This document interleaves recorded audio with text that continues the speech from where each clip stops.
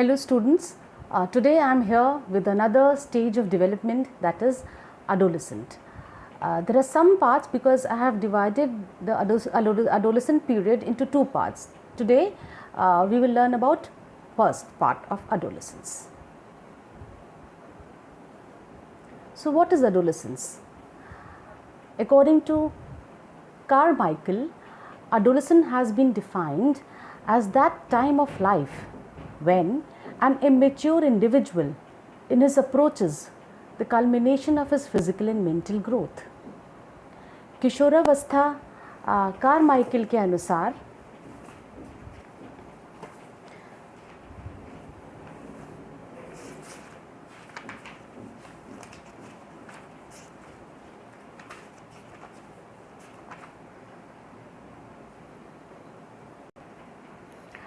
किशोरावस्था जीवन का वह काल है जहाँ से किसी अपरिपक्व व्यक्ति का शरीर व मानसिक विकास चरम सीमा की ओर बढ़ता है।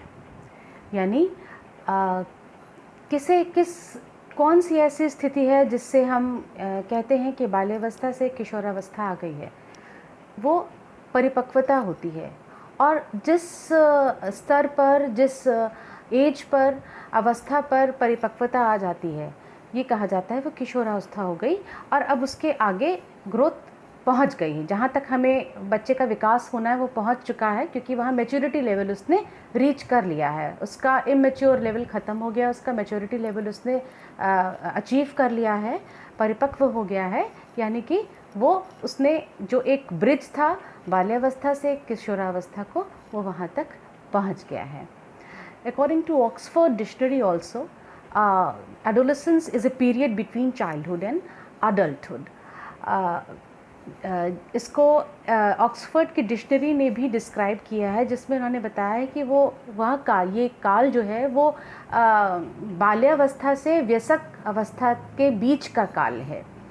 बाल्यावस्था के बाद जो एक काल आता है जिसमें कई तरीके के परिवर्तन होते हैं और बालक एक वयस्क के रूप में, एक अडल्ट के रूप में अपने आप को देखने लगता है या उसका विकास होता है। उस बीच की अवस्था को किशोरावस्था कहते हैं, यानी कि एडोलेसेंस कहते हैं। According to Hollingsheed, adolescence is that period of an individual when society no longer view him as a child but doesn't as yet concede him either the role or the function inherent in the status of adult. जो किशोरावस्था होती है वो एक ऐसा काल होता है जिसमें व्यक्ति को समाज ऐसे नहीं देखता कि वो एक बालक है, बाल्यावस्था है उसकी, और ना ही उसे एक अडल्ट की, वयस्क की पहचान देता है।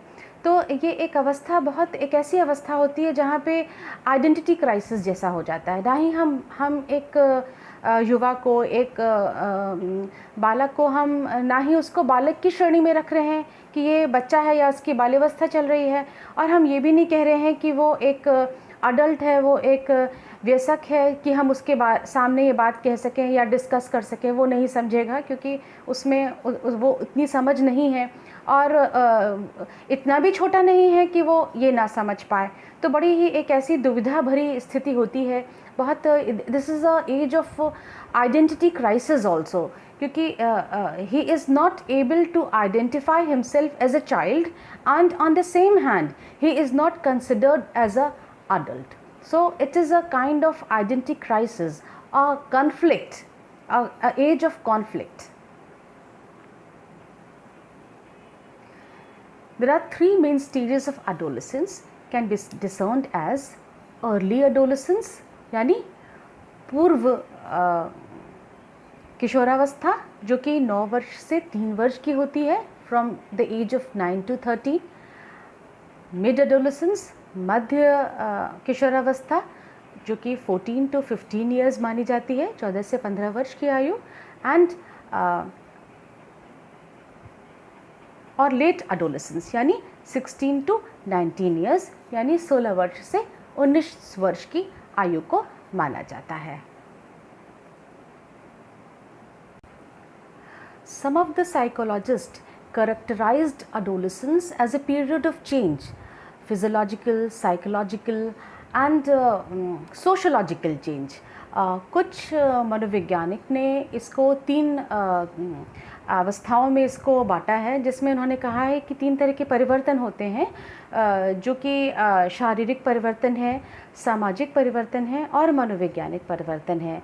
और ये हर एक जो इस पूर्व अवस्था, मध्य अवस्था और जो उत्तर अवस्था बताई गई है अवस्था में, इसमें अलग अलग तरीके के एक परिवर्तन पाए जाते हैं।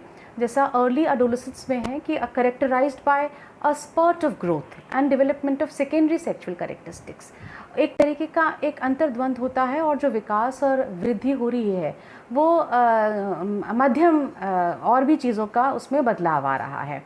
जैसे बिल्कुल अचानक से एक परिवर्तन आ रहा है जो बाल्यावस्था से किशोरावस्था की तरफ बालक को के विकास के समय होता है, उस तरह का एक परिवर्तन उसमें पाया जा रहा है।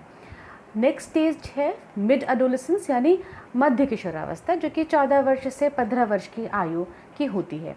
This stage is distinguished by the development of a separate identity from parents, of a new relationship with peer groups and opposite sex, and of experimentation. So, at the age of 14 and 15, child do not want to be in control of their parents. They want to make their own identity. They want to be independent in life. They do not want any kind of limitation or any kind of control or any kind of intrusion of their parents. They want to do things independently. वो खुद से अपना काम करना चाहते हैं, स्वतंत्र होना चाहते हैं और वो एक अपनी आइडेंटिटी, अपना एक अलग एक पहचान बनाना चाहते हैं जो उनके पेरेंट्स से अलग हो। उन्हें बहुत सारी जो उनकी चीज़ें हैं वो अपनी चीज़ों को वो रिलेट करना चाहते हैं अपने पीयर ग्रुप से। जो उनका फ्रेंड सर्कल है वो उसके साथ अपना जो एक रिलेशनशिप है उसको इस्टेब्लिश करना चाहते हैं। उनसे एक लगाव जुड़ जाता है और वो पेरेंट्स से थोड़ा सेपरेट होना चाहते हैं, अलग होना चाहते हैं, क्योंकि वो they want independence and they want to do something new in life. Experimentation की एज होती है, वो हर नई चीज़ ट्राई करना चाहते हैं। So this is also age of experimentation. Next is late adolescence. The age starts from 16 years to 19 years, and at this stage adolescents have fully developed physical characteristics similar to adults and have formed a distinct identity and have well formed opinion and ideas.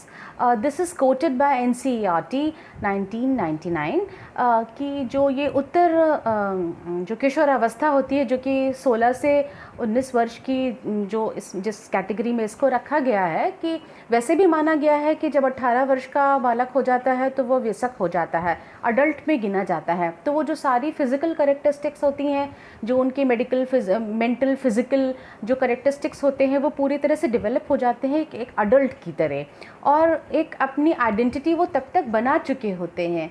अब उनका एक opinion उनका अपने लिए या दूसरों का opinion उनके लिए बन चुका होता है कि वो किस तरीके के हैं।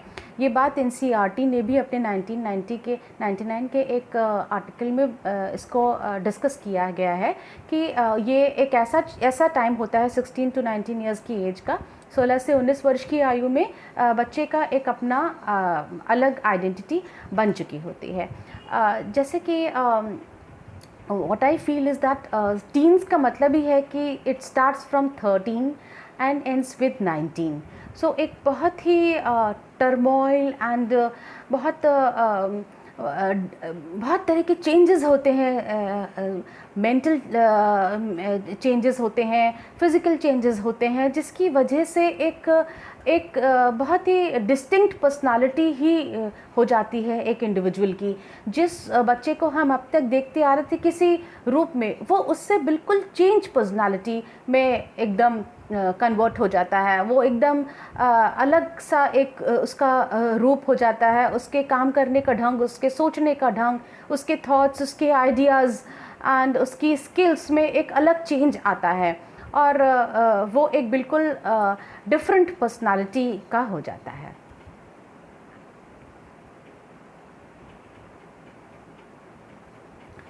Now I will tell you about the development characteristics of young adolescents.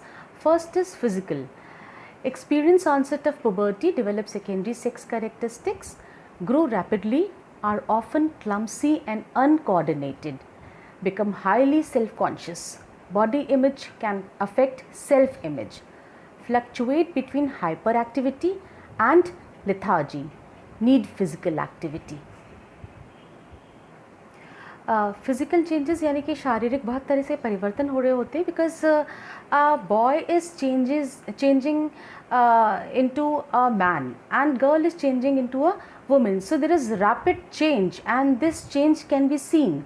This change can be observed by parents and everyone, and this change can be observed by the person himself or herself. जो एक change हो रहा होता है वो change वो खुद भी महसूस कर रहा होता है, और उसके पेरेंट्स भी और सोसाइटी सब उसको चेंज को देख रहे होते हैं कि वो किस तरीके से अब वो जो एक लड़का सा दिख रहा था वो एक मैन दिख रहा है, आदमी की जैसे दिख रहा है, और जो एक लड़की थी वो एक लेडी की जैसे दिख रही है, और ये सारे चेंजेस कैन बी ऑब्जर्व्ड। एक और बात कहने को कहिए, जो बायोकेमिकल चेंजेस हो रहे होते हैं जिसकी वजह से हाइट बढ़ रही होती है और वेट बढ़ रहा होता है, और जो फेशियल भी जो उनके वो हैं चेंजेस आ रहे होते हैं, तो वो सब चेंजेस आ रहे होते हैं। वो अपनी सेल्फ इमेज को लेके बहुत कॉन्शियस हो जाते हैं, अपनी बॉडी इमेज को लेके बहुत सेल्फ कॉन्शियस हो जाते हैं कि वो किस तरीके से दिख रहे हैं, किस तरीके से उनका जो है व्यक्तित्व है, वो बहुत ज़्यादा सेल्फ कॉन्शियस हो जाते हैं। और ब्यूटिफिकेशन का भी एक टाइम होता है जिसमें सजना संवरना और अच्छा दिखना, गुड लुकिंग बहुत मैटर करता है। हेयर स्टाइलिंग हो रही होती है, और गर्ल्स भी अपना जो है वो अपने को निखारने के लिए अपने पर्सनालिटी को बहुत सारे तरीके कर रहे होते हैं, तरह तरह से बाल को बनाना, तरीके से मेकअप करना। सो वो सब change, all these changes are because of the physical development in body. जो तरीके के एंडोक्राइन जो केमिकल्स जो होते हैं सिक्रेशन एंडोक्राइन ग्लैंड से, और जो बायोकेमिकल चेंजेस हो रहे हैं जिस वजह से उनका सब बॉडी का फिज़िकल चेंज हो रहा है, तो वो उनका अपने को अच्छा दिखाने का एक बहुत प्रयास कर रहे होते हैं। जो एक बात इसमें कही गई है कि fluctuate between hyper activity and lethargy, this is seen in adolescence, and it is an individual difference. Sometimes they are very hyperactive. Some of the adolescents are hyperactive. वो बहुत ज़्यादा काम करने वाले होते हैं, बहुत ज़्यादा फुर्तीले होते हैं। And some of them are very lethargic, बहुत लेज़ी होते हैं, वो कुछ करना ही नहीं चाहते हैं, सब चीज़ सोचते हैं कि उनके पास हो जाए। और एक बहुत पिक्यूलियर सा जो एक करेक्टरिस्टिक नोटिस किया गया है, which is noticed by many parents and many research have also been conducted on this, that ये late sleeping and late rising का एक टेंडेंसी हो जाती है कि रात में देर तक जगना और सुबह देर तक उठना। Very unhealthy sign, no doubt, but ये सारे एक टाइम पर सारे टीनेजर एक ही तरीके का, इस तरह का उनका स्केड्यूल बन जाता है कि वो रात में देर तक जगते हैं, चाहे वो अपना स्टडीज़ के लिए जग रहे हों, चाहे वो कोई मूवी को देखने के लिए जग रहे हों, या कुछ ग्रुप स्टडी कर रहे हो फ्रेंड्स के साथ में, वो लेट नाइट का उनका ज़्यादा होता है। और अर्ली राइजिंग नहीं होता है, लेट राइजिंग भी हो रहा होता है, आफ्टरनून में उठ रहे होते हैं, सब चीज़ उनका अपहीवल जैसा हो जाता है उनका schedule. And for this they actually need physical exercise. एक normal routine is very important for the body and they should follow, but since they are living in their own world, they want to live independently, so they do not follow any instruction, they do not obey the advice of their parents, whether this is correct habit, healthy habit or not. They do what they feel like doing, and this has been noticed and observed in many parents that the tendency of late sleeping and late rising. Next is cognitive and intellectual development. जो एक तरीके का जो ये वाला development होता है, cognitive development है, या जो उनका जो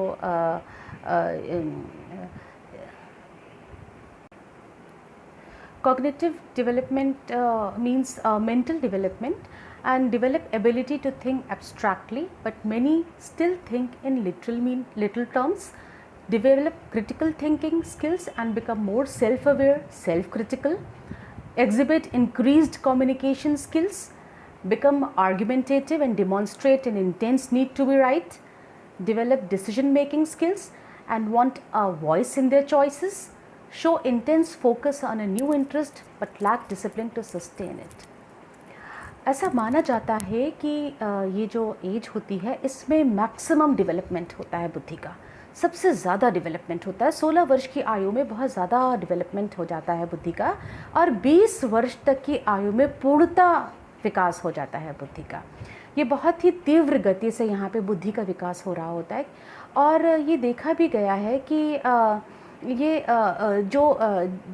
जो बालक जो कम बोलता था वो बहुत अच्छा बोलने लगा, बहुत अच्छा ओरेटर बन गया, बहुत जो उसका डिबेट है उसमें वाद विवाद प्रतियोगिता में पार्टिसिपेट करने लगा, बहुत अच्छा बोलने लगा, एलोक्यूशंस में पार्ट लेने लगा, उसका कम्युनिकेशन स्किल्स बहुत अच्छे हो गए, संप्रेषण जो उसका कौशल है वो बहुत बेहतरीन हो गया और वो क्रिटिकल भी है, बहुत सारी चीज़ों को तर्क से उसका जवाब देता है और आलोचना करता है चीज़ों की, वो अपने भी आलोचक होता है एक तरीके का, वो अपनी चीज़ों को भी एनालाइज करता है कि what is correct and what is not, वो what is this is self awareness, उसकी जो अपने बारे में जो एक राय है वो एनालिसिस है उसका विस्तार हुआ, वो अपने बारे में भी जानता है कि what is my weak points and what is my strong points, वो अपने भी चीज़ों में उसको अच्छी और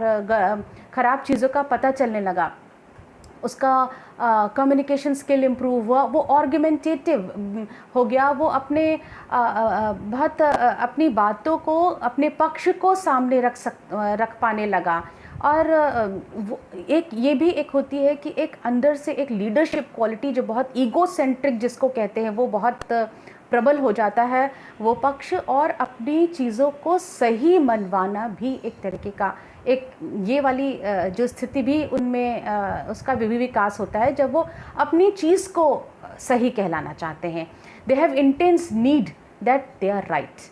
तो ये एक ऐसी भावना है जो इस किशोरावस्था के समय विकसित होती है जिसमें वो अपनी बात रखते हैं और ये इस बात की कोशिश करते हैं कि सब उसको सही कहें, वो सही साबित करना चाहते हैं। It also give them एक opportunity for decision making skill, वो अपने जो भी कुछ उनको डिसीजन लेने होते हैं वो भी खुद से ले सकते हैं, अपनी चॉइसेस बताने लगते हैं कि मैं ये चाहता हूँ, मैं ये नहीं चाहता हूँ। तो ये बहुत सारी चीज़ें हैं, ये एक ऐसे बदलाव हैं जो कि देखने को मिलते हैं किशोरावस्था में। And the last point, show intense focus on new interest but lack discipline to sustain it. Many a time it has been observed that some of the adolescents they develop new interest because this is the age of experimentation. So they develop new interest to do things like, for example, when they when they watch any movie of any cricketer, they immediately switch over from badminton to cricket and they start playing. But after some time they stop playing cricket. फिर उन्होंने कोई चीज़ देखी तो उनका focus उस तरफ हुआ, उन्होंने जैसे किसी को देख लिया गिटार बजाते हुए या कोई ऐसी चीज़ देख ली, कोई मूवी देख ली या कोई ऐसा देखा जो कोई बहुत अच्छा गिटारिस्ट है तो उन्होंने गिटार खरीद के गिटार थोड़ा दिन सीखा फिर वो बंद कर दिया। तो ये this is lack of discipline, ये अनुशासन की कमी है। ये ब्रेन जो है वो अनुशासित ही नहीं है कि हमें किस चीज़ पर कंसंट्रेट करना है, फोकस करना है, हमें कुछ लगन से ये काम करना है। कुछ काम शुरू किया फिर ख़त्म कर दिया, उसको कंटिन्यू नहीं कर रहे हैं क्योंकि वो वही ना मैच्योरिटी लेवल की थोड़ी कहीं कमी है, इसी वजह से फोकस पूरा नहीं है। अगर फोकस पूरा होगा तो जो चीज़ शुरू करेगा कोई वो उसको पूरी तरह से ख़त्म भी करेगा, पूरा लर्न करेगा। लेकिन वो नई क्योंकि वो एज ऑफ एक्सपेरिमेंटेशन है तो नई चीज़ें ट्राई करना और उनको अधूरा छोड़ देना because of lack of discipline, कोई चीज़ को सीरियसली ना लेना। But yes it has been proved, और वुडवर्थ ने भी, एक जो बहुत ही नोन साइकोलॉजिस्ट हैं, उन्होंने भी ये बात बोली है कि इस आयु में सबसे ज़्यादा अत्यधिक मानसिक विकास होता है बुद्धि का, और यही माना गया है कि 20 वर्ष तक की आयु में पूर्णतः विकास हो जाता है बुद्धि का। इमोशनल डेवलपमेंट यानी संवेग, they are unpredictable emotionally, are sensitive and prone to outburst। बहुत ही अनप्रिडिक्टेबल, जैसे कि कहा है स्टैनले ने कि this is a age of storm and stress. तो तूफ़ानी इस उम्र को बोला गया है। तो ये बिल्कुल सही है, क्योंकि कभी भी कुछ भी हो सकता है। कुछ भी छोटी बात के लिए वो बहुत खुश हो सकते हैं, very cheerful, delighted, happy, and next moment में कोई ऐसा कुछ उनको हर्ट कर जाए, किसी की बात इतने सेंसिटिव हैं कि वो बहुत नाराज़ हो जाएं या बहुत ज़ोर ज़ोर से रोने लगें। तो वेरी अनप्रिडिक्टेबल है, क्योंकि वो जो केमिकल चेंज, जो हार्मोनल चेंजेस हो रहे हैं, this is all responsible for the change in emotions, transition in of emotions. तो वो they are responsible for this unpredictable behaviour. उनको इस बात का पता नहीं है कि वो एग्जैक्टली क्या चाहते हैं। जो भी कुछ हो रहा है बहुत ही तुरंत हो रहा है, अचानक हो रहा है, उसको कोई सोच ही नहीं पा रहा है कि ऐसा भी हो जाएगा। कभी कभी छोटी सी बात के लिए इतना ज़्यादा अपना एग्रेशन दिखा देना कि कोई चीज़ को उठा के तोड़ देना। सो this is unpredictable emotions, and they are very sensitive, even for small things they show happiness, loads of happiness, and for small things they show outburst of emotions like crying, like yelling and throwing things. So it is a very unpredictable stage because of the hormonal changes, and child behave and adolescents behave in the same manner, are vulnerable to emotional pleas and can be easily manipulated. Many a times it is seen that emotional blackmailing, what is this, is emotional blackmailing, because they are very weak, they are they have not reached the stage of maturity, and that is why they are very weak in emotions also. It is very easy to blackmail them.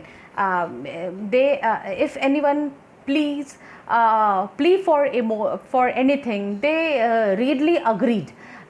कभी कभी ऐसा देखा गया है कि छोटी छोटी चीज़ों के लिए अगर उनको बहुत उनसे रिक्वेस्ट करी जाए, या उनको बहुत उनसे बहुत कहा जाए कि हाँ ऐसा कर देना, तो नहीं करोगे तो देखो हमें बहुत दुख पहुँचेगा या हमारा ये काम ख़राब हो जाएगा, तो बहुत जल्दी readily agreed also to the demands. तो उनको बहुत मैनिपुलेट करना बहुत ईजी है, क्योंकि अभी उनका मैच्योरिटी लेवल उतना हाई नहीं है, तो उनको किसी भी चीज़ के लिए मैनिपुलेट किया जा सकता है।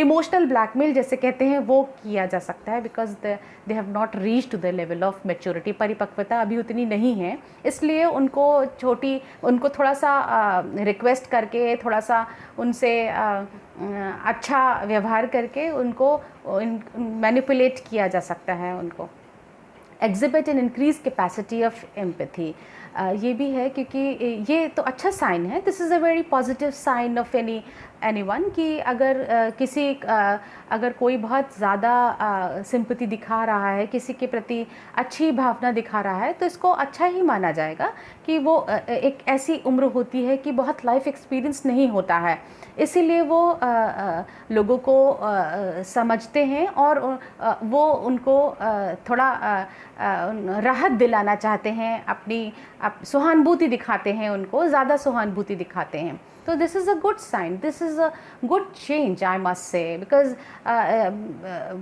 what is more important in life other than food, shelter and cloth? Emotions. जो हमें what makes the difference between animal and human being is emotions. वो इमोशंस ही हैं। हमारे पास सब कुछ हो और हमारे पास इमोशंस नहीं है। व्यक्ति के पास अगर हर चीज़ है लेकिन अगर इमोशंस नहीं है तो ही विल स्टैंड नोवेयर। सो ये जो अच्छी बात है जो इस एज में होती है कि वो ज़्यादा उनके पास इंक्रीज कैपेसिटी होती है सिंपैथी की, एम्पैथी की, तो it is a very good sign that it shows that they are good human being. We all have to appreciate and motivate the person in the same way. So this is a good habit. Next is experience increased sexual feeling, may engage in sexual behavior without realizing the consequences. Yes, this is true कि वो बहुत सारी ऐसी चीज़ें होती हैं जिसमें वो engage हो जाते हैं without realizing the consequences, without realizing the result, and they may fall into trap, they may fall into some trouble. तो ये एक बहुत समझदारी का भी उनको परिचय देना होता है, लेकिन क्योंकि वो उतना उनके पास उस तरह का अनुभव नहीं है, उस तरह की नॉलेज नहीं है, इसलिए वो कभी कुछ ऐसा भी कर जाते हैं जो उन्हें नहीं करना चाहिए. So proper training is important for that. Proper grooming and proper counselling is important for this.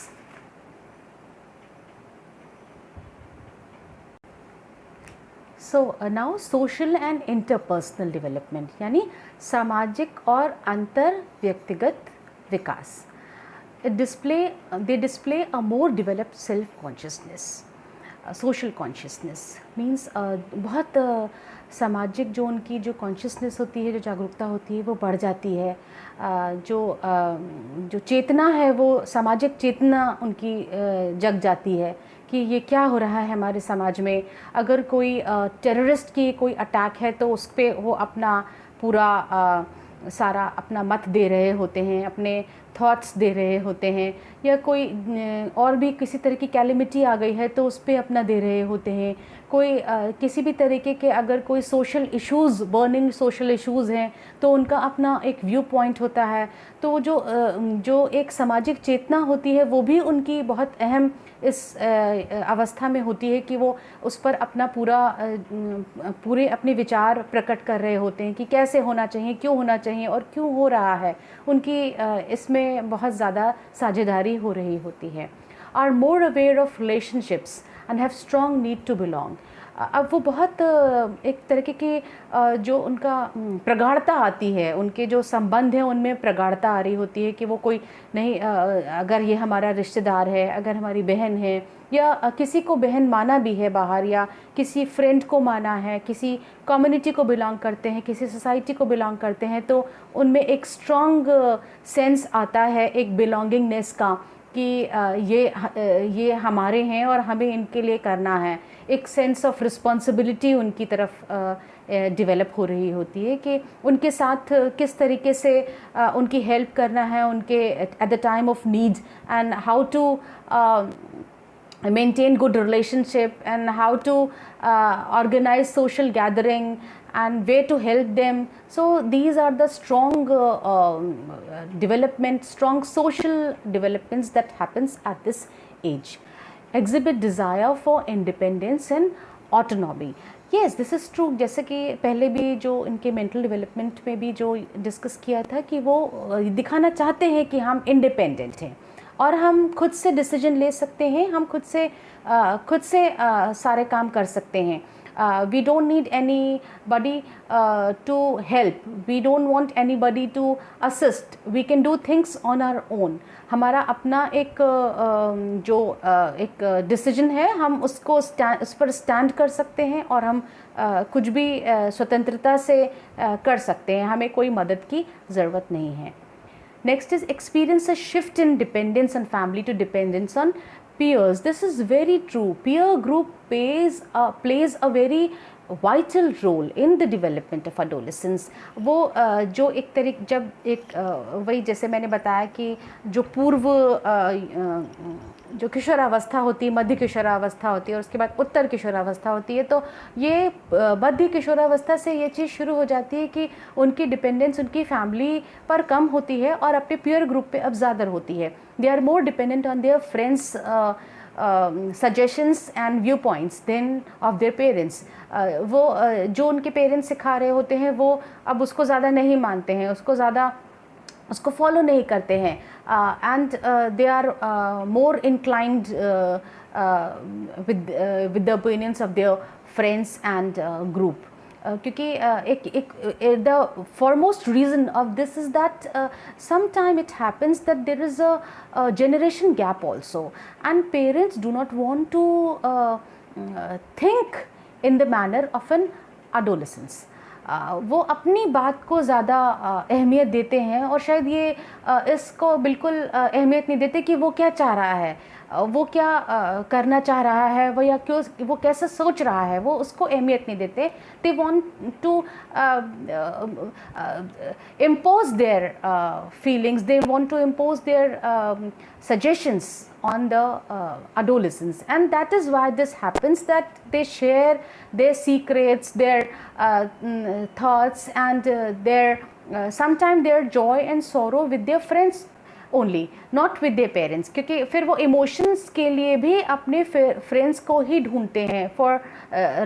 For releasing of their emotions they need their friends, not their parents. तो उनकी डिपेंडेंसी जो है वो उनके पेरेंट्स से ख़त्म हो जाती है. वो उन पर निर्भर नहीं रहते किसी भी तरीके से, वो अपने फ्रेंड्स पर निर्भर रहते हैं. कभी कभी उनका ये निर्भर रहना उनको लॉस में भी ले जाता है, लेकिन वो this is not their fault, this is the fault of the age.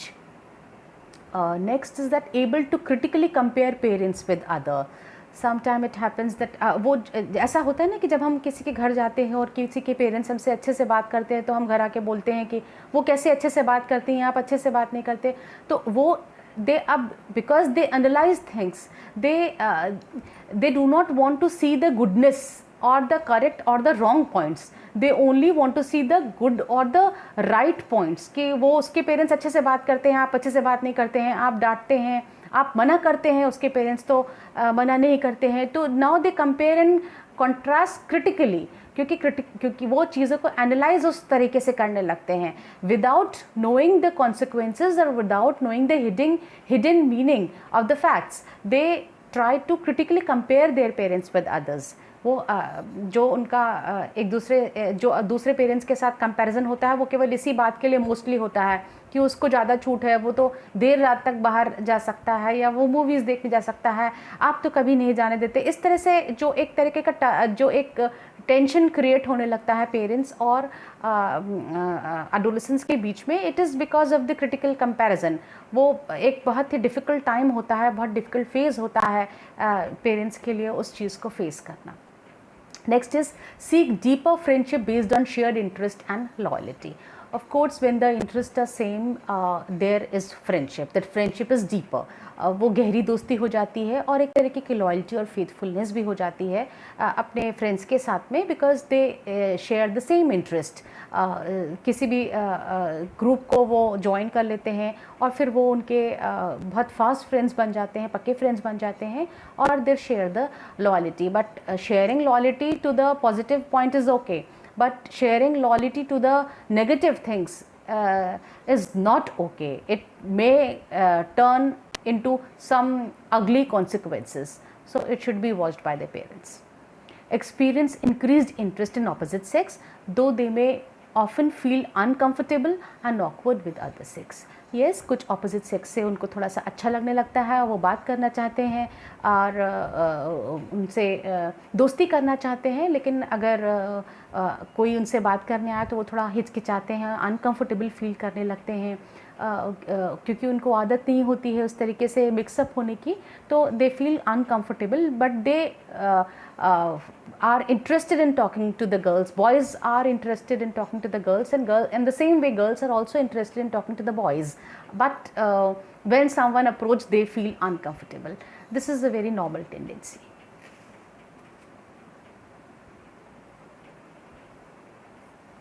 The next is moral development, यानी कि नैतिकता का विकास. Tend to be legalistic, focusing on rules and fairness. This is a very important development in the life of adolescence, because एक यही समय होता है जब उनको नैतिकता का ज्ञान कराना होता है, उनको नैतिकता का विकास होता है इस समय पर, और उनको ये बताना कि हमें rules, there we are living in a society where we have to follow certain rules and certain norms, हमें उसी पर रहना है, कुछ लीगैलिटीज़ हैं जो हमें फॉलो करनी है, एंड दिस इज़ गुड। जो भी वो सीख रहे हैं, जो वो कर रहे हैं, it should be under certain norms and it should be approved by the society. हमें कुछ ऐसा नहीं करना है कि which is against the societal norms. We should do something which is acceptable by everyone and which is not creating any kind of problem to others. Next is refrain moral belief of parents but begin to test rules of childhood.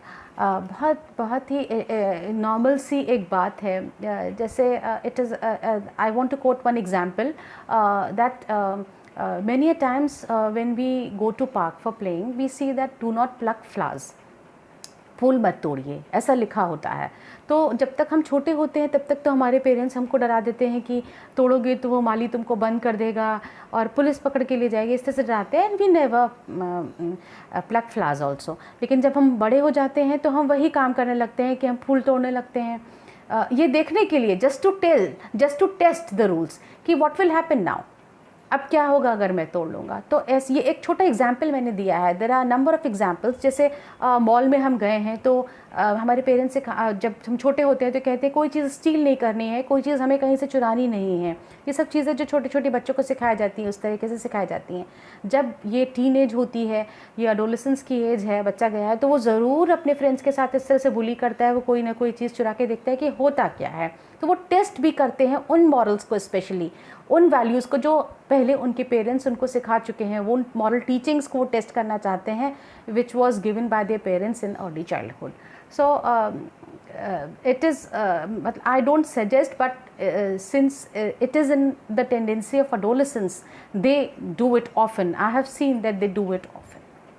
Next is, are influenced by the value of peers. जैसा कि उनके friends कहते हैं, जैसा कि सारे friends कर रहे होते हैं, जो उनके ज़्यादा सारे उनके peer group कर रहा होता है, वही वो करने लगते हैं, without knowing the fact that whether it is correct or not. They just follow. उनको केवल उन्हें वो, क्योंकि एक ग्रुप में है, दे बिलोंग टू ग्रुप, वो पीयर प्रेशर बहुत होता है चीज़ों का, तो वो what is wrong what is right they don't know, they are following the advice, suggestion and what the peer is doing, what the gang of friends are doing, they follow. They do not want to know the consequences. They are not aware of the consequences. They are doing just because their other friends are doing. बहुत बार ऐसा देखा गया है कि वो peer pressure इतना ज़्यादा होता है कि वो खुद नहीं चाहता है वैसा करना, क्यों, लेकिन उसके फ्रेंड्स उसको इतना प्रेशराइज करते हैं कि करना पड़ता है। ये स्मोकिंग, ड्रग्स, ये कैसे शुरू होता है? ये पीयर प्रेशर ही होता है एक तरीके से कि बच्चे बहुत यंग एज में, टीन एज में इन सब चीज़ों को शुरू करने लगते हैं, दो दे डोंट वांट, वो खुद नहीं चाहते हैं, they never wanted to start, but they do it because of the pressure. Peer pressure की वजह से वो गलत आदतों में पड़ जाते हैं और वो उनके लिए बहुत बहुत ज़्यादा जो है नुकसान पहुंचाने वाला होता है आगे चल के। Next is form a more personal conscience, seek moral criteria that make sense to them.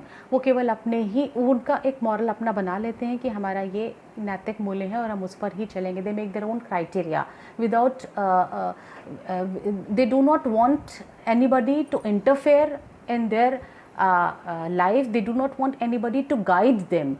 They have their own moral sense, their more conscience, their personal conscience. They do not want their parents or elders to interfere in their work.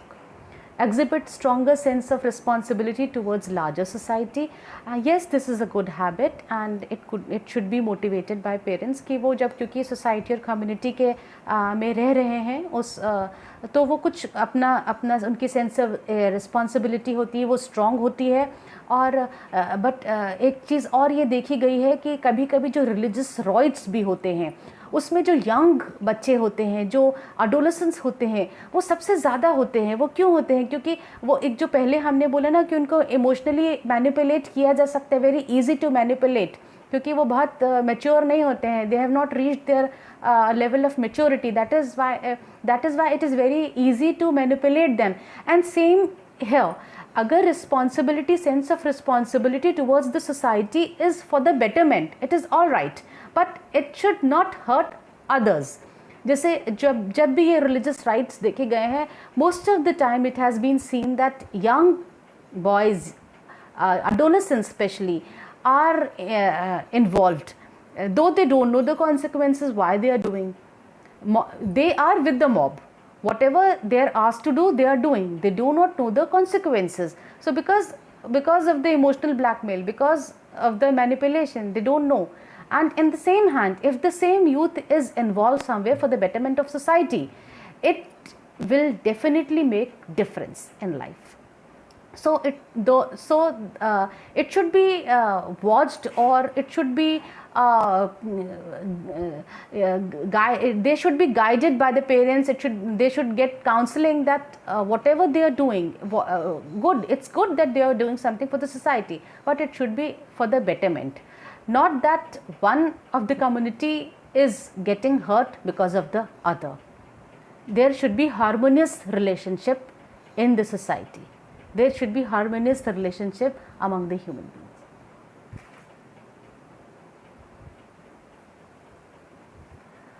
Spiritual development, yes, spiritually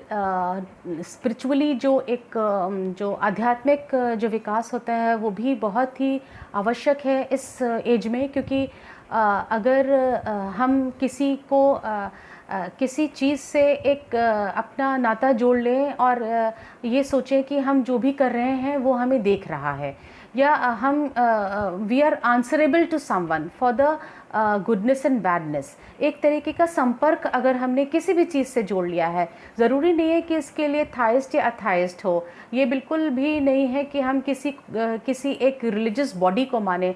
spiritualism का मतलब किसी एक भगवान को मानना नहीं है, बल्कि एक सुप्रीम पावर से अपने आप को कनेक्ट करना है. This world is managed by some supreme power.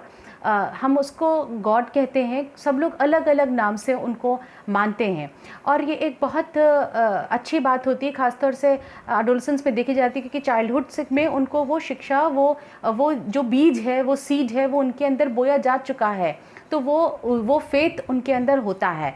They exhibit affirmative faith for the religion or for the spiritual body, are open to service opportunities primarily to correct with peer test skills. जब वो जैसा मैंने बताया कि वो बहुत ज़्यादा influenced होते हैं अपने पीयर ग्रुप से. अगर उनके साथी लोग अगर किसी आध्यात्मिक चीज़ में इन्वॉल्व हैं तो वो भी उसमें इन्वॉल्व हो जाते हैं, वो भी उसमें पार्टिसिपेट करने लगते हैं और नई नई चीज़ें और करने लगते हैं. Can be open to new prayer experience. वो नई तरह की प्रार्थना भी उनके लिए एक अनुभव होता है. वो प्रार्थनाओं में, वो शांति में, वो जो एक कहा जाता है कि मेडिटेशन में अपने आप को बहुत ज़्यादा इन्वॉल्व करने लगते हैं. तो इट्स अ गुड साइन कि ये एक ऐसी एज है जिसमें अपने को खोज रहे हैं वो, और किसी एक सुप्रीम पावर से अपने आप को कनेक्ट कर रहे हैं. तो it is a very good development that happens in the age of adolescence. हर एक जो भी एडोलेसेंस है, जो भी टीन है, वो किसी न किसी चीज़ में इन्वॉल्व होता ही है जब अपने पीयर ग्रुप के साथ होता है, और वो उसको उसमें प्रोग्रेस कर रहा होता है. तो ये एक बहुत अच्छा है कि वो कहीं पीस ऑफ माइंड के लिए कुछ भी मेडिटेशन, योगा या कहीं भी इन्वॉल्व है. Seek adult role model who live their faith authentically. उनको एडवाइस भी उनके अडल्ट से वो ले रहे होते हैं, अपने किसी को रोल मॉडल मान लेते हैं जिससे वो जो उनको अच्छा लगता हो, जिसको वो बिल्कुल सही समझते, ऑथेंटिक समझते हैं, और उसके द्वारा या उसके साथ वो अपना इस अध्यात्म को उनके बढ़ावा मिलता है. Desire a deeper relationship with God. और बहुत ज़्यादा भगवान में आस्था बढ़ जाती है, ईश्वर में आस्था बढ़ जाती है, चाहे वो किसी भी रिलीजन के हों, उनमें आस्था बढ़ जाती है. ये बहुत अच्छी एक ये है कि हम किसी से अपने आप को कनेक्ट कर रहे हैं. हमें कुछ भी अच्छा या बुरा करते वक्त इस बात का डर है कि someone is watching, we should not do it. और हमें भलाई करनी है, हमें अच्छे मार्ग पर चलना है, हमें सत मार्ग पर चलना है, सद्बुद्धि रखनी है अपनी, तो ये एक अच्छी बात है। ये जो वाली एज होती है इसमें ही बहुत देखा जाता है कि हम अपने आप को कनेक्ट करने लगते हैं गॉड से। जो गर्ल्स हैं वो बहुत फास्ट रखने लगती हैं, जो बॉयज़ हैं वो टेम्पल, चर्च और जो उनके पूजा के घर हैं, जो प्रेयर प्लेसेस हैं, वहाँ पर जाने लगते हैं। तो it's a good development in adolescence. Next is begin moving away from religious imagery, belief and practice of childhood. Many begins to explore new images of God. ये भी देखा गया है कि जो उनको बचपन से सिखाया गया है वो उससे थोड़ा अलग हटना चाहते हैं. वो sometime it is also seen that they do not want to be religious. They don't want to go to temple. They do not want to keep fast. उनका दूसरा एक जो उन्होंने बचपन से जो प्रैक्टिस करते आए हैं उसमें वो चेंज करने लगते हैं, वो कुछ और नया ढूंढने लगते हैं, कुछ और नई चीज़ें ढूंढने लगते हैं या साइंस से उसको कनेक्ट करने लगते हैं. तो बहुत because this age is of experimentation, so they always want to try new things. They always want to seek for new information, and that is the reason they begin to explore new images of God.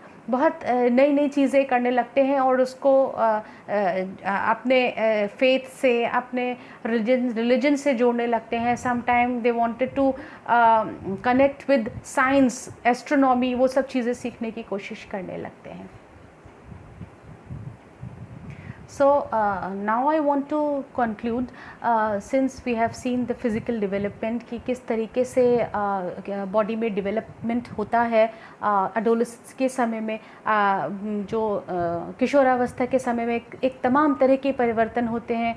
So stress and storm का भी जो एक Stanley hall ने जो इस कहा है कि जो किशोरावस्था होती है वो स्ट्रेस एंड स्टॉर्म का एक समय है. It is a period of stress and storm.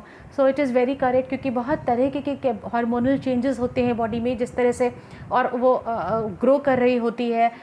तो मेंटल डेवलपमेंट भी उसी तरह से होता है, वो भी चेंज हो रहा होता है, इमोशनल चेंज हो रहा होता है, और सोशल चेंज हो रहा होता है. जो बच्चा कभी अकेले नहीं रहना चाहता था वो अकेले रहना चाह रहा होता है. कुछ बच्चे सबके साथ रहना चाह रहे होते हैं, बहुत लोगों के बीच में रहना चाह रहे होते हैं. और कुछ बच्चे जो बहुत चुप होते हैं वो एकदम से बहुत एक्सट्रोवर्ट हो जाते हैं, बहुत बोलने लगते हैं. उनमें एक तरीके का अलग परिवर्तन आता है. और कुछ बच्चे जो बिल्कुल किसी चीज़ में पार्ट नहीं लेते थे अब बहुत सारी चीज़ों में पार्टिसिपेट करने लगते हैं.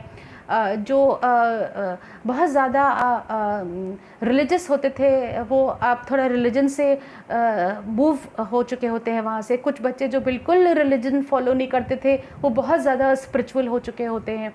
तो बहुत ही रैपिड चेंज हो रहा होता है, वन बाय वन चेंज हो रहा होता है कि एक चीज़ से दूसरी चीज़ से तीसरी चीज़, कोई चीज़ भी बहुत फिक्स नहीं होती है. This is not a very fixed period of change, क्योंकि हर चीज़ बहुत जल्दी जल्दी चेंज हो रही होती है. And this is also considered as a very critical stage. Maturity level नहीं होता है पूरी तरह से, और बहुत क्रिटिकल स्टेज होती है. डिसीजन मेकिंग में प्रॉब्लम होती है, कभी कुछ तो कभी कुछ, कोई चीज़ कोई परमानेंट उनका ओपिनियन नहीं होता है किसी भी चीज़ के लिए. और कहा जाता है कि जैसे कि the child of 14 years is neither characterised as useful और ornamental. It has been said that maturity ends the mark of growth and all kinds of development are rapid in this stage.